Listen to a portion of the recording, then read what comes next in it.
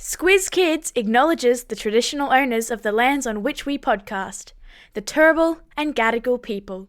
Squiz Kids! It's your daily news fix. Fun, free, fresh. Welcome back to Planet Warriors, the podcast where we power up our brains and plug into the truth about energy and the amazing ways kids like you can help our planet thrive. And along the way, we get to meet the band of super connected superheroes powering the path to a brighter future.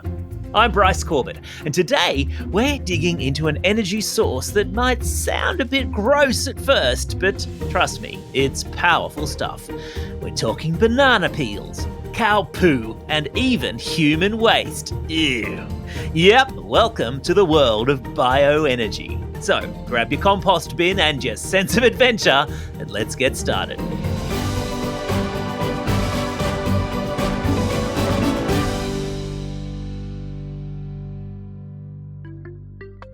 Now, you might toss a banana peel into the bin without a second thought, but what if I told you that the same peel could end up powering your school, or that a cow's poo could help light up a whole town? That, my friends, is the magic of bioenergy, where yesterday's waste becomes tomorrow's what's.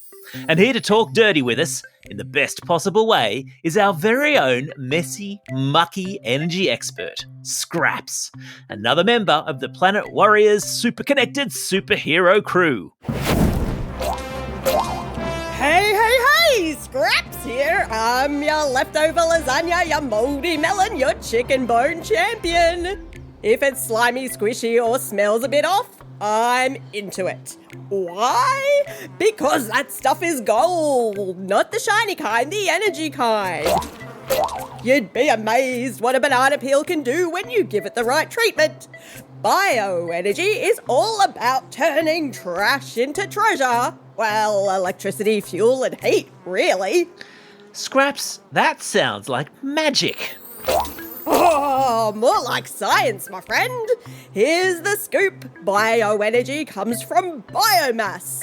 That's anything that's alive or was recently alive. Plants, animal waste, even human sewage. Ew. Some of it gets burned like wood or sugarcane leftovers. Some of it gets broken down in special tanks called anaerobic digesters. That's when bacteria munch through muck without any oxygen and burp out the biogas, mostly methane. That gas can power homes, buildings, and even trucks. Biogas burps, got it. But where does all of this stuff come from, Scraps? All over, in Queensland, we use sugarcane waste called biogas to power entire communities. In Sydney, parts of the sewage system create gas to power treatment plants, and farms across Australia are turning manure into electricity. Even algae is being studied for biofuel. It grows fast, doesn't need farmland, and could one day fuel planes. Wow. Okay, Scraps, that all sounds pretty awesome, but let's talk rumours. I've heard people say some things about bioenergy that sound, well, a bit off. Oh, I've heard them too. People saying bioenergy causes food shortages, that it pollutes more than it helps, or that it's just not a big deal in the energy world. That stuff gets my bin lid rattling. So I think it's time we brought in someone who actually knows their stuff. Joining us now is Laureate Professor Bekdad Mohtaderi from the University of Newcastle. He's been working on a super cool tech called Kimia that turns organic waste into chemicals and fuels. And he's here to help us sort the fact from the fiction. Now, some people might be surprised to hear that we can turn banana peels and cow poo into energy. How does that actually work? It's very simple. Everything around us, a lot of the things around us, including the examples that you mentioned, they're essentially made out of carbon and hydrogen.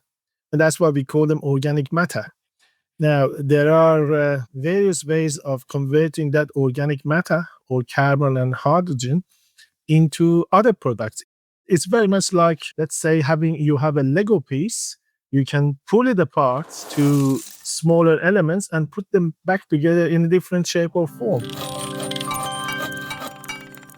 That's exactly what we can do with capo and banana, skins. How amazing. Who would have thought? Now, one of the things that people worry about is whether using crops for biofuel takes food away from people. Is that true? Or how do we make sure that bioenergy doesn't cause more harm than good? Very good question. There are two ways of addressing that. Firstly, the focus at the moment is more on the food waste, conversion of food waste to other products. So, examples, as you said, agricultural byproducts, that sort of thing, or forestry residues. So whenever we have organic waste, we can use that as a feedstock for, bioenergy. Importantly, the additional thing that we do, we would use what is called second generation crops for bioenergy production. And what it means is we're talking about crops that do not compete with food crops, and it's specifically designed and essentially grown for energy applications. For instance, just to give you an example, in Western Australia, oil mallee, which is actually a plant, can be used to stop deserts growing, into sort of green areas. That is an example of energy crop which is not competitive to food crops, and that can be used for bioenergy. Amazing. Some folks also say, though, that bioenergy is too small to really make a difference in the global energy mix. But is it already starting to play a bigger role than people realize? The simple answer is yes, it's already started making an impact.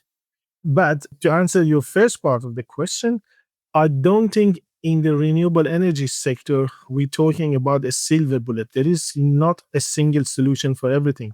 So we have to have a portfolio of various technologies, various ways of producing green energy, green electricity.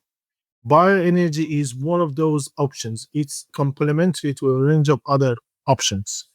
And so we've talked a lot already in this podcast series about different renewable energies like solar and wind and tidal. So what you're saying is that it will probably be a combination of all of these things that will help. All of them, absolutely. And you got to understand also with solar and wind in particular, they're becoming cheaper and cheaper and well-known and more widespread, but still have that fundamental or core issue, which is intermittency. What it means is they fluctuate during the day. Sometimes you can produce power with them, sometimes you don't. If you have a rainy day or a day that there's no wind blowing, you have those issues. Whereas bioenergy or other renewables like geothermal energy, for instance, they don't have that intermittency issue as such. So that's why they all got to, play hand in hand in order for us to have a green electricity available to everyone. Now, what is the coolest or most unexpected thing that you've seen turned into bioenergy?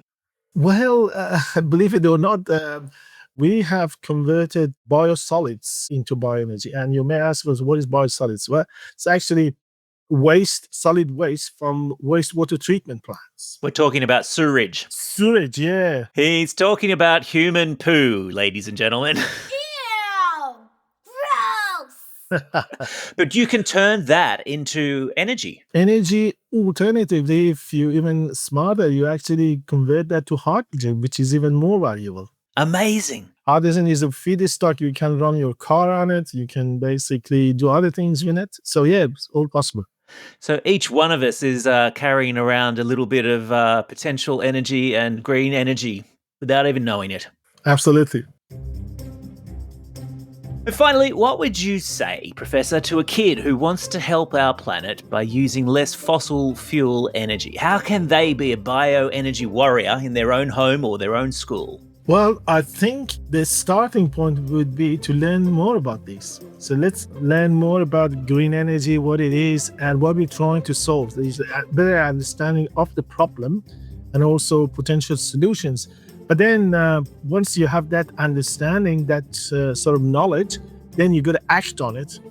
It could be very well with the small things like, minimizing waste at your own home, or if you basically producing waste inevitably, make sure that you put them in the right bins. You basically help the council to sort of make use of those, and hopefully down the track, if it is an area which is attractive for you, go and study at university in these areas and essentially become innovators and be the next generation who develop newer technology to make use of waste and organic matter and convert it to bioenergy. Fantastic. Professor Mokhtaderi, thank you so much for joining us. Thank you very much. Appreciate it. Thanks for having me. Well, Scraps, it turns out there's more to banana peels than just slapstick comedy. Absolutely! With the right tech and a bit of brain power, we can turn the gunk in our bins into clean energy. Less waste, less pollution, more power. That's what I call a win-win-win. And that's what Planet Warriors is all about. Using science, smarts, and a little bit of stink to help save the world. We'll be back next time with an episode that might spark your curiosity. We're talking energy storage and electrification. Until then, my friends, stay curious, stay slimy, and keep being Planet Warriors.